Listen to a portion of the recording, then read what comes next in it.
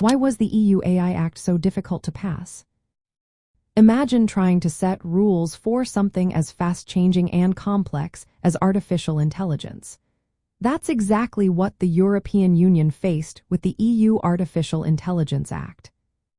Creating a law for artificial intelligence was a huge challenge because it had to balance encouraging innovation with protecting people's rights. The law needed clear rules to prevent AI from causing discrimination, invading privacy, or being used to manipulate people. But at the same time, it couldn't be so strict that it stopped new technology from developing or made European companies fall behind competitors. Different countries in the European Union have their own ways of doing things. Some prioritize innovation, others focus on safety or privacy.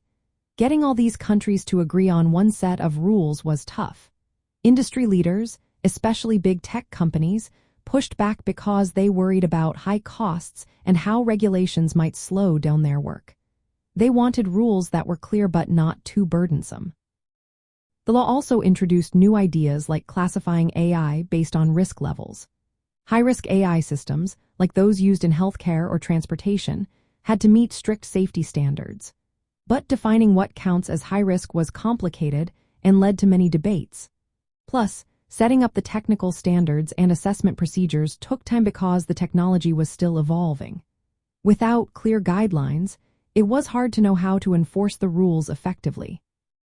The plan was to roll out the law gradually, starting in 2020 and ending in 2030. This phased approach was meant to give everyone time to adapt. But some groups asked for delays, especially for rules about general-purpose AI, which can be used in many different ways. The European Commission wanted to stick to the schedule to show leadership in AI regulation, which added more pressure to reach an agreement.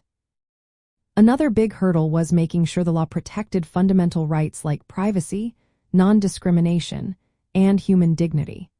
These rights are core to European values, so the law had to include ethical principles that could be turned into legal obligations. That made drafting the rules even more complex because they had to be flexible enough to keep up with rapid technological changes.